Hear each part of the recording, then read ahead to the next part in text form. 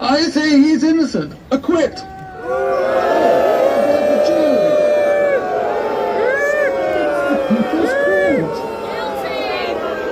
Oh, wait. And the judge, not the jury. Oh, by Jove, this is this newfangled People's High Court, isn't it? What? Very well then, members of the jury, in the case of Lady Y versus the corporate of our Cargill, do you find the defendant guilty or not guilty?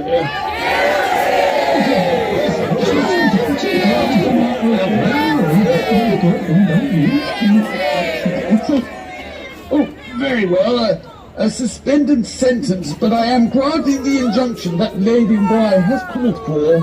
Mr. Cargill, you shall stop polluting the river with immediate effect, stop all expansion of new and existing intensive poultry units with immediate effect, start making reparations for all the damage he has caused with immediate effect, and Mr. Cargill, should you appear before me again, having broken the terms of this injunction, I shall not hesitate in handing down a custodial sentence. I don't care what you think, or your proxy legal system. You can find me guilty, find me, do what you want, because I don't care. Because I'm worth billions, and my lawyers will shit all over you. And as for you, you Guardian reading, Tafu reading, woke karate, and just stop oil whores of Babylon, what the hell are you looking at? Officers of the court, please make sure that the injunction is served on Mr. Cargill with immediate effect. Those of you who stand and watch, please don't laugh or mock or scoff.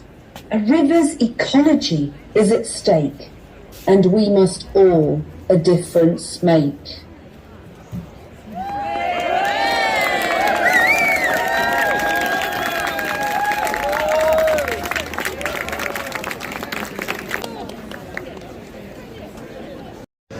So you've heard the drama. We thought it might be helpful to fill in a few dots in case you didn't follow every step of that, okay?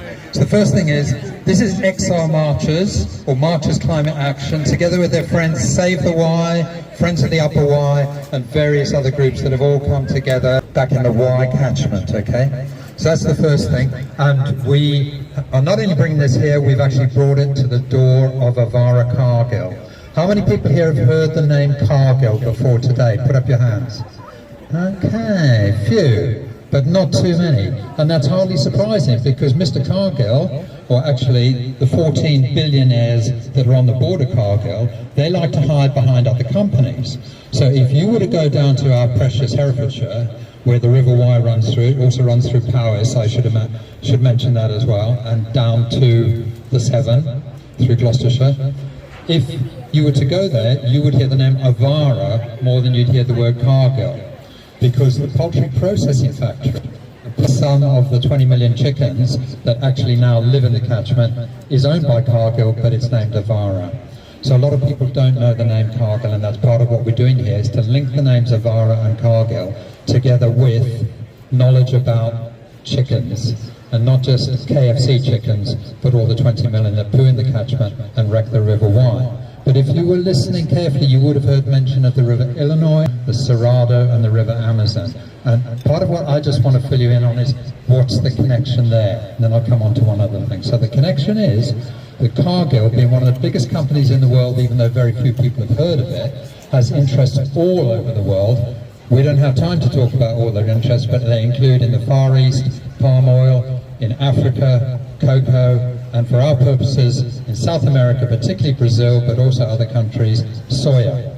And Cargill has been very instrumental in converting the forests of Brazil and the Amazon region to monolithic soya culture, which they then export from Brazil or import into this country to Liverpool docks, and they truck some of it down to Herefordshire, where they process it into feed for the chickens. So the poo that you heard my colleagues talking about is actually very much implicated in soya, which is very much implicated in deforestation in South America, which is very much implicated in climate change, guys. So that's one part of the equation.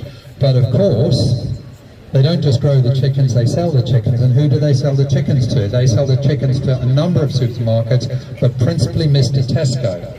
So we are not only asking, or demanding, should we say, for Avara to stop what it's doing at the moment. We are not only asking for Cargill to do what they've been required to do by a United States court within the last couple of months, which is to pay meaningful reparations for serious damage to the River Illinois. We are also asking Tesco to stop buying their chickens from Avara until they sort themselves out, which might be never.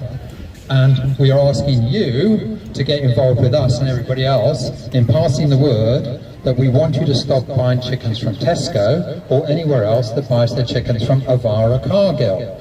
And let's keep on using that word, by the way, Avara Cargill. Okay, it's not just Cargill, it's not just Avara, it's both of them. In fact, you could even say it's Tesco Avara Cargill if you want to say that. So in a couple of minutes, all I've tried to do is to explain to you what we refer to as a toxic supply chain that starts in one of the most valuable ecosystems in the world and ends up in a place that we certainly never thought it was going to end up. A few years ago, I've lived in Herefordshire for 42 years, colleagues have been there for ages, we didn't know the full extent of what was happening under our noses.